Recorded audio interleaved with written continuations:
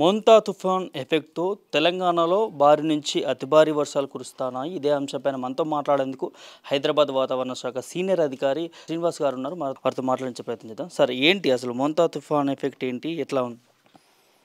గత 5 రోజుల క్రితం మనకి బంగాళాఖాతంలో ఒక అల్పపీడనం ఏర్పడటం, అది గ్రాడ్యువల్గా బలపడి నిన్నటికి తీవ్ర తుఫాన్గా మారింది. తీవ్ర తుఫాన్గా మారి నిన్న మనకి కోస్తా ఆంధ్ర తీర ప్రాంతంలో నర్సాపురం వద్ద తీరాన్ని దాటింది. తీరాన్ని దాటిన తర్వాత గ్రాడ్యువల్గా వీకెన్ అవుతాయి సిస్టమ్స్. అట్లాగే ఇది కూడా వీకెన్ అవుతూ ఈరోజు మార్నింగ్ 5:30 ప్రాంతానికి 1 స్టెప్ బిలో తీవ్ర తుఫాన్ నుంచి తుఫాన్గాను, తదుపరి మళ్ళీ 1 మోర్ స్టెప్ బిలో తీవ్ర వాయుగుండంగాను మారి ప్రస్తుతం మనకి భద్రాద్రి కొత్తగూడెం ప్రాంతంలో తెలంగాణలోకి ప్రవేశించి తూర్పు తెలంగాణ ప్రాంతంలో కేంద్రీకృతమైంది.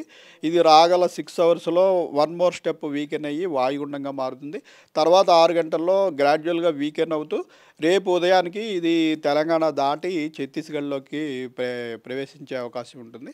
దీనివల్ల ముఖ్యంగా మనకి ఇటు తూర్పు తెలంగాణ అలాగే నార్త్ తెలంగాణలో ఎక్కువ వర్షాలు పడే అవకాశం ఉందని ఈరోజు ఒక 3 తూర్పు తెలంగాణలోని హన్మకొండ, వరంగల్, మహబూబాబాద్కి రెడ్ అలర్ట్, మిగిలిన నార్త్ తెలంగాణలోని అలాగే తూర్పు తెలంగాణలోని మరొక 12 జిల్లాలకి ఆరెంజ్ అలర్ట్, ఒక 8 జిల్లాలకి ఎల్లో అలర్ట్ పెట్టడం జరిగింది.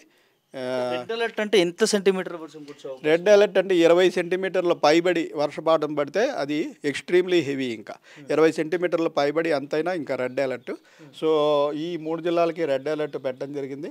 ఆల్రెడీ మనకి లేటెస్ట్ సమాచారం ప్రకారం వరంగల్లో ఆల్రెడీ మనకి 22 సెంటీమీటర్లు పడినట్టుగా సమాచారం ఉంది. ఈరోజు మార్నింగ్ 8:30 నుంచి ఇప్పటి వరకు 22 సెంటీమీటర్లు వరంగల్లోను, అలాగే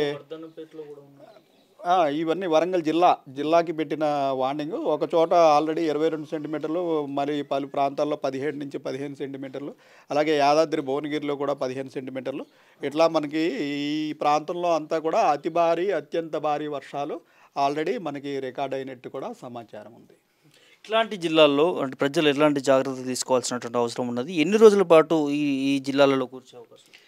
మనకి ఇది సిస్టమ్తో పాటు వచ్చింది కాబట్టి సిస్టమ్ గ్రాడ్యువల్గా పైకి మూవ్ అయినప్పుడు ఇవి రెయిన్ఫాల్ బెల్ట్ కూడా ఈరోజు రాత్రికి ఈ సెంట్రల్ ప్రాంతం నుంచి ఇటు ఉత్తర తెలంగాణ వైపు రెయిన్స్ కూడా మూవ్ అవుతాయి. సో మనకి ఈరోజు ఇంచుమించు రాత్రి 8-9 గంటలకి ఈ ప్రాంతం అంతా కూడా క్లియర్ అయిపోవాలి. మన సిటీ ప్రాంతం కూడా మనకి రాత్రి నుంచి ఇటు ఆదిలాబాద్, కుమరంభీం, మంచిర్యాల, పెద్దపల్లి, జయశంకర్ ఈ ప్రాంతంలో వర్షాలు కొద్దిగా పెరిగే అవకాశం ఉంది. రేపు కూడా ఈ ఉత్తర తెలంగాణలోనే కొంచెం వర్షాలు కంటిన్యూ అయితే ఎల్లుండికి పూర్తిగా తెలంగాణలో పొడి వాతావరణం ఉండే అవకాశం ఉంది. హైదరాబాద్ సిచ్యువేషన్ ప్రజెంట్ ఎట్లా ఉంది సార్? అంటే మార్నింగ్ రాత్రి నుంచి ఇప్పటి వరకు ఎడతెరపు లేకుండా వర్షం కురుస్తూ ఉన్నది. మనకి పొద్దున్నుంచి వర్షం పడుతున్నా కూడా మనకి లైట్ రెయినే పడుతుంది, లైట్ మోడరేట్. సో మనం కూడా ఇటు మోడరేట్ నుంచి హెవీ వరకే అవకాశం ఉందని వార్నింగ్ పెట్టడం జరిగింది. సో ఇప్పటివరకు చూసుకున్నట్టయితే అరౌండ్ 4 సెంటీమీటర్స్ మటుకే మనకి సిటీలో వివిధ ప్రాంతాల్లో రికార్డ్ అయింది. మరొక 2-3 గంటలు ఇంచుమించు సాయంత్రం 6 నుంచి 8 వరకు మనకి సిటీలో ఇట్లా వర్షపాతం ఉండే అవకాశం ఉంది. తర్వాత గ్రాడ్యువల్గా మనకి డ్రై వాతావరణం వచ్చేస్తుంది. సో సిటీలో అయితే మనకి పెద్దగా భారీ వర్ష సూచన లేదు. సిటీలో అయితే లేదు. ట్రాఫిక్ కూడా ఎక్కువ ఉండేటటువంటి ప్రాంతం హైదరాబాద్ కాబట్టి ఏ జిల్లాల్లో మోస్తారు నుంచి వర్షాలు కురిసే అవకాశం? మనకి సిటీలో మెయిన్ ప్రాబ్లం ఏంటంటే తక్కువ వర్షానికే ఎక్కువ ఇబ్బందులు అవుతున్నాయి. మెయిన్గా ఏంటంటే ఇక్కడ వాటర్ అబ్జార్బ్ చేసుకునే కెపాసిటీ చాలా తక్కువ ఉంటుంది. మెయిన్గా మనకి కాంక్రీట్ జంగిల్లాగా సిటీలు పెరిగిపోవడం వల్ల పేవ్డ్ ఏరియా ఎక్కువైపోయి 80% ఆఫ్ ద రెయిన్ మనకి రోడ్ల మీదే ఉంటుంది. దీనివల్ల మనకి ఎక్కువ ప్రాబ్లమ్స్ వస్తున్నాయి. దీనికి కారణం ఏంటంటే ఏ నిర్మాణంలోనూ కూడా ఈ ఇంకుడు గుంతలు, పెర్కులేషన్ పిట్స్ అనేవి లేకుండా అందరూ వారి ఆవరణలో పడిన నీరంతా కూడా రోడ్డు మీదకి డ్రైన్లోకి వదిలేస్తుండటం వల్ల మనకి చిన్నపాటి రెయిన్కి కూడా రోడ్ల మీద 1 మీటర్ 2 మీటర్స్ వాటర్ లెవెల్ పెరిగిపోయి కార్లు కొట్టుకుపోయే పరిస్థితి కూడా వస్తుంది. అయితే మనకి ఈ పరిస్థితిని చక్కదిద్దుకుంటే సిటీలో యాక్చువల్గా మనకి రెయిన్స్ అవసరం.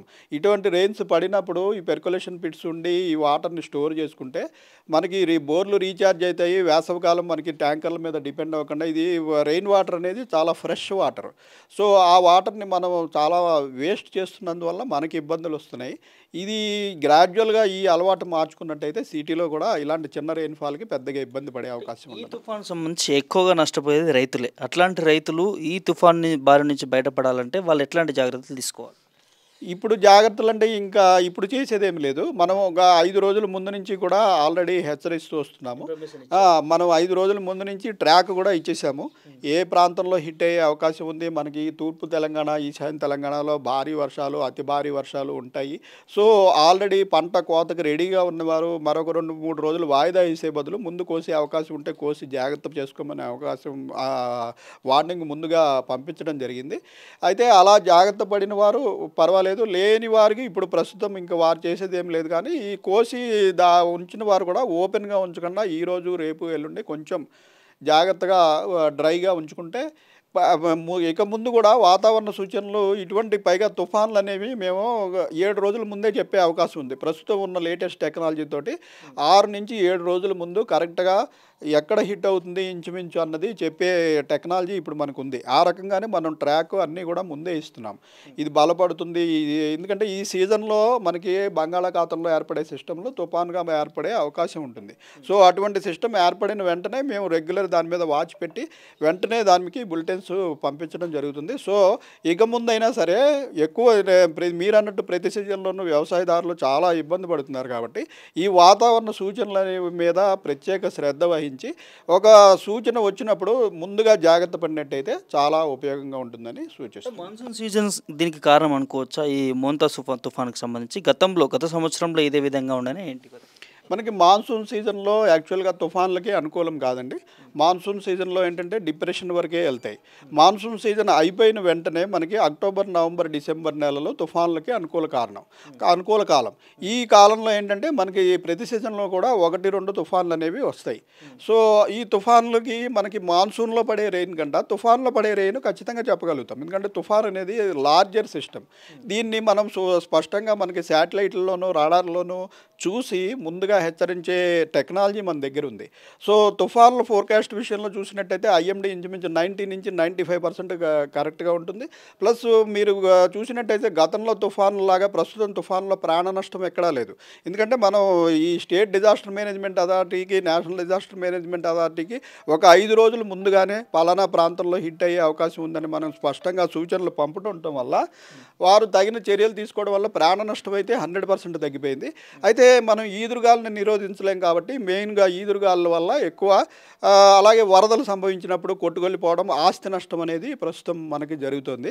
అలాగే వ్యవసాయదారులు కూడా వాతావరణ సూచనలు పట్ల ముఖ్యంగా మనకి ఏప్రిల్, మే నెలలో అక్టోబర్, నవంబర్, డిసెంబర్ మనకి సైక్లోన్లకు అనుకూల కాలం.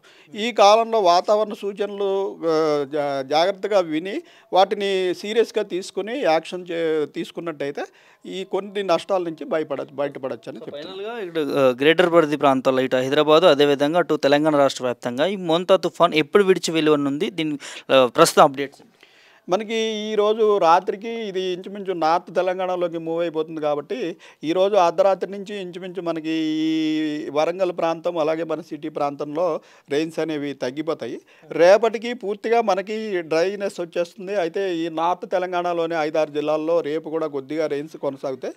ఎల్లుండి నుంచి తెలంగాణలో పూర్తిగా డ్రై వాతావరణం ఉండే అవకాశం ఉంది. రైట్, ఇది ఏదైతే తెలంగాణకు సంబంధించి ముఖ్యంగా 3 జిల్లాలకు సంబంధించి ఆజాబ్ నవ్, హన్మకొండ, వరంగల్, మహబూబాబాద్కి సంబంధించి 3 జిల్లాల్లో భారీ నుంచి అతి భారీ వర్షాలు కురిసే అవకాశం ఉందంటూ, అదేవిధంగా ఈ తర్వాత 24 గంటలు గడిచిన తర్వాత ఈ డేంజర్ జోన్లో ఉన్నటువంటి 3 జిల్లాలు సేఫ్ జోన్లోకి వచ్చే అవకాశం ఉంటుంది. సో ఈ తుఫాన్ అంతా కూడా నెక్స్ట్ రోజు తెలంగాణను వీడ్చిపోయే అవకాశం ఉంటుందంటూ కూడా వాతావరణ శాఖ అధికారి శ్రీనివాస్ గారు చెప్తున్నటువంటి అంశం చూస్తాను. వీడియో జర్నలిస్ట్ శివతో ప్రభాకర్, మెరిట్ టీవీ, హైదరాబాద్ నుంచి.